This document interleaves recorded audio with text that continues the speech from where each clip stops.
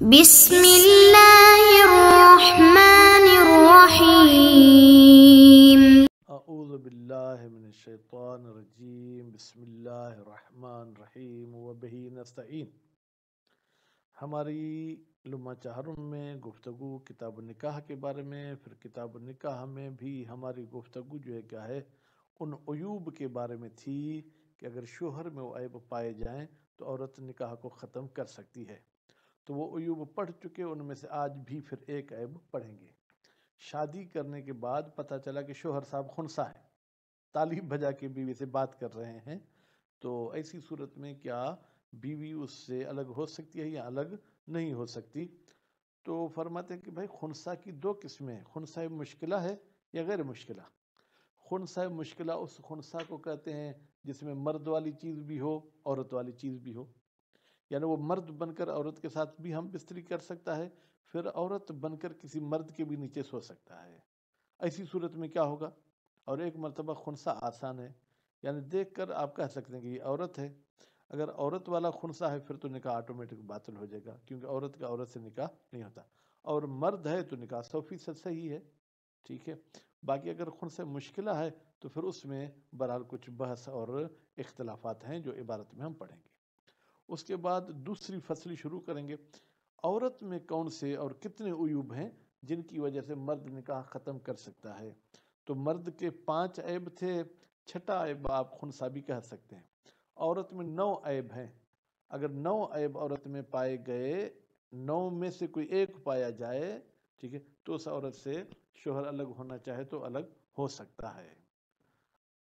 وکیل اور کہا گیا ہے، بھائی یہ کیل کا قائل بھی تو ہمیں بتا دیں۔ والقائل الشیخ، اس قول کا قائل شیخ توسی ہے۔ انہوں نے کیا فرمایا؟ لو بان زوجو خنثی، بان بمعنی ظہر، اگر ظاہر ہو جائے کہ شوہر خنثی ہے تو فلہا الفسخ، تو عورت کو حق ہے کہ نکاح توڑ دے۔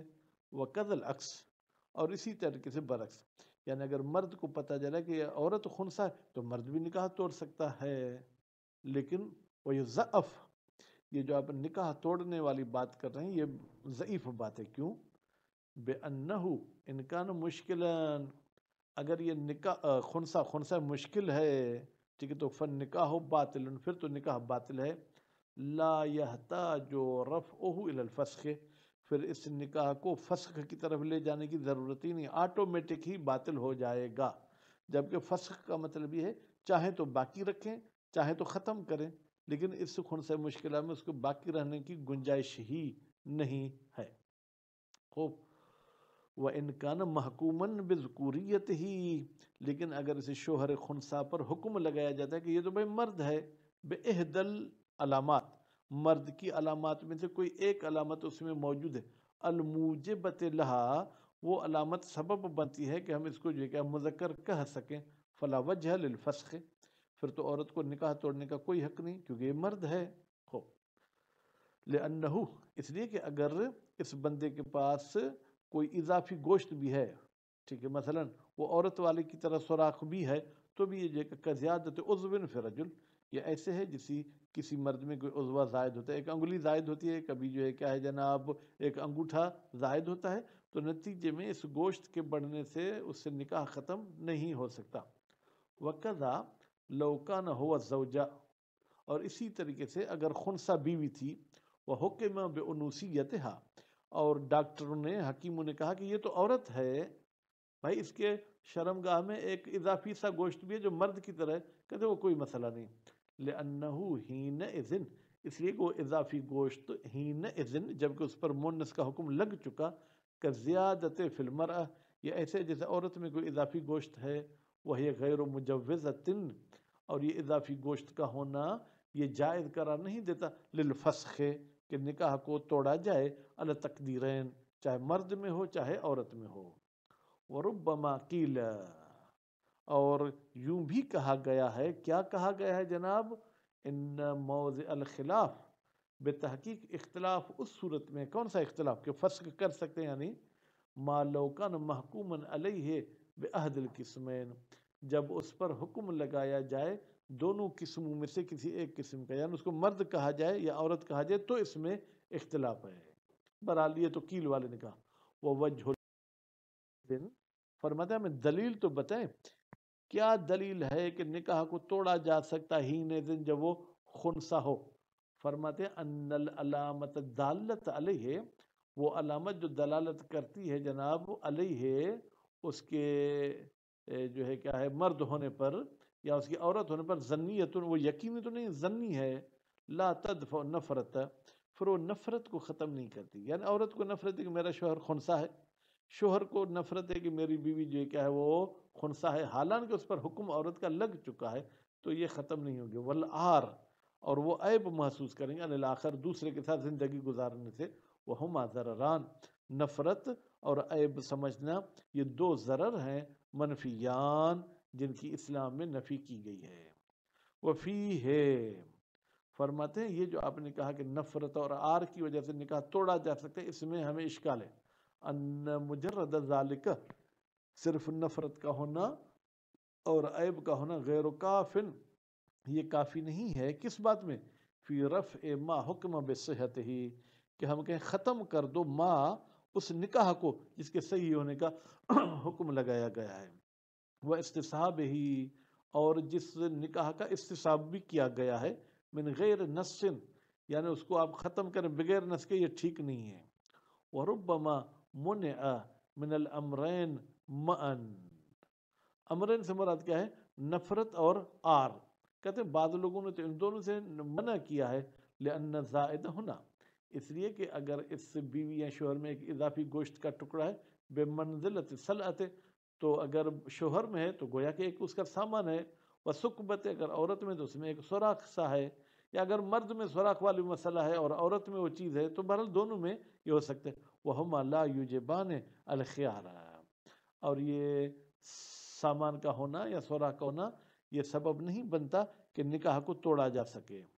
وظاہر ان شیخ بھائی شیخ توسی صاحب نے یہ جو کہا کہ نکاح توڑا جا سکتا ہے فرض ہو انہوں نے فرض کیا ہے اس مسئلے کو علی تقدیر الاشتباہ کہ جب ہمیں اشتباہ ہو کہ پتہ نہیں یہ عورت ہے یا مرد ہے للوضوح لیکن اگر واضح ہو جائے کہ یہ عورت ہے یا مرد ہے تو پھر نکاح نہیں توڑا جائے گا.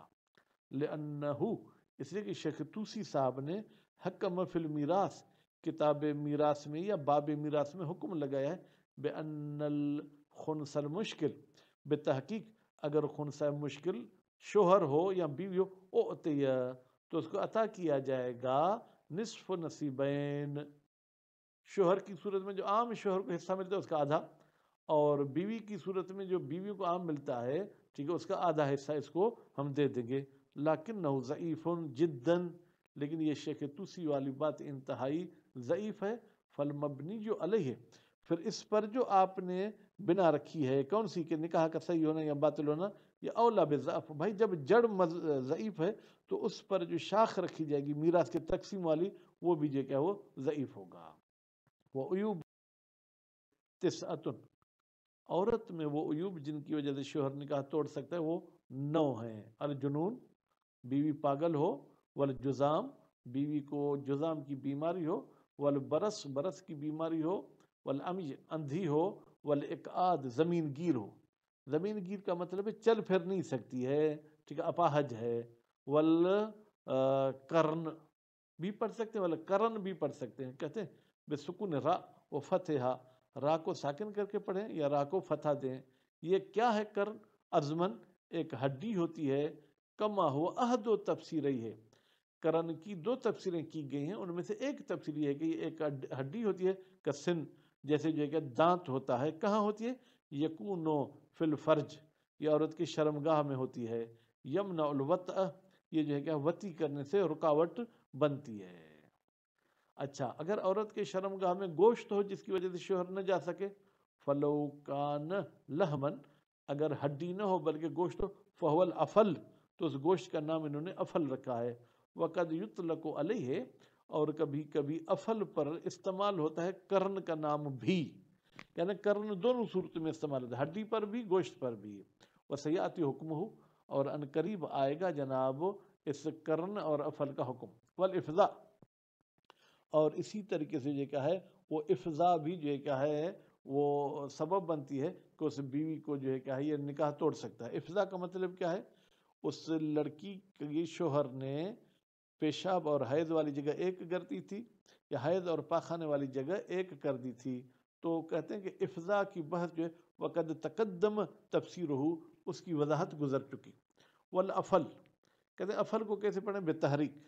ایک تو اس میں جو ہے کوئی بھی حرف ساکن نہیں ہے بلکہ عین فا لام تینوں کے تینوں جو ہے متحرک ہیں۔ وہو شیء، یہ ایک چیز ہے، چیز سے مراد گوشت، یخرج من قبل النساء، جو عورتوں کے آگے والے حصے سے باہر نکلتی ہے، شبیح العذرا لرجل، یہ عذرا کے ساتھ شباہت رکھتی ہے، وہ عذرا جو مرد کو ہوتا ہے۔ وہ عذرا کیا ہوتا ہے؟ یعنی اس مرد کا ایک کپور جو ہے وہ بلونے کی طرح جو ہے کیا ہے وہ ہوا سے بھر جاتا ہے، یعنی اس کی سائز کافی بڑی ہو جاتی ہے۔ اسی طریقے سے عورت کا بھی اس قسم کا کوئی گوشت نکل آتا ہے۔ وہ رتق، اچھا، اور رتق بھی عیب ہے جس کی وجہ سے نکاح کو توڑا جا سکتا ہے بتحریک۔ رتق کو بھی آپ جو ہے کیا ہے حرکت کے ساتھ پڑھیں۔ وہ جناب ان یکون الفرج ملتہمن، وہ یہ ہے کہ گوشت جو ہے یہ اس کا شرمگاہ بالکل گوشت ہے۔ گوشت ہے کا مطلب کیا ہے؟ یعنی اس میں کوئی سوراخ نہیں، لیس فیہ مدخل لذکر، اس گوشت میں کوئی سوراخ نہیں ہے کہ شوہر اپنا جو ہے وہ جناب ہتھیار اس میں ڈال سکے۔ علی خلاف فیہما، اس افل اور رتق میں جو اختلاف ہے۔ وہ منشأ الخلاف، بھائی اس اختلاف کا منشأ کیا ہے؟ خوب، اس کا منشأ الخلاف من عدم کی کوئی نص موجود نہیں ہے، وہ مساوات للقرن، اور یہ دونوں جو ہے کیا ہے جناب قرن کے ساتھ مساوات رکھتے ہیں، کس لحاظ سے کہ یہ مانع ہیں جماع سے۔ المنصوص فی المعنی، وہ قرن جس کے بارے میں نص آئی ہے، فی المعنی جار مجرور اس کا تعلق ہے مساوات کے ساتھ، معنی میں یہ دونوں ایک جیسی ہیں۔ المقتضی، وہ معنی تقاضا کرتی ہے لثبوت الخیار، کہ خیار ثابت ہو شوہر کو۔ وہو المنع من الوطء، بھئی وہ مقتضی کیا ہے؟ وہ یہ ہے کہ رکاوٹ بن رہے ہیں یہ کام کس سے؟ وطی کرنے سے۔ وفیہ قوت، مصنف یعنی شہید ثانی فرماتے ہیں کہ یہ دونوں چیزیں بھی مساویہ کرنے کے ساتھ اس قول میں قوت ہے۔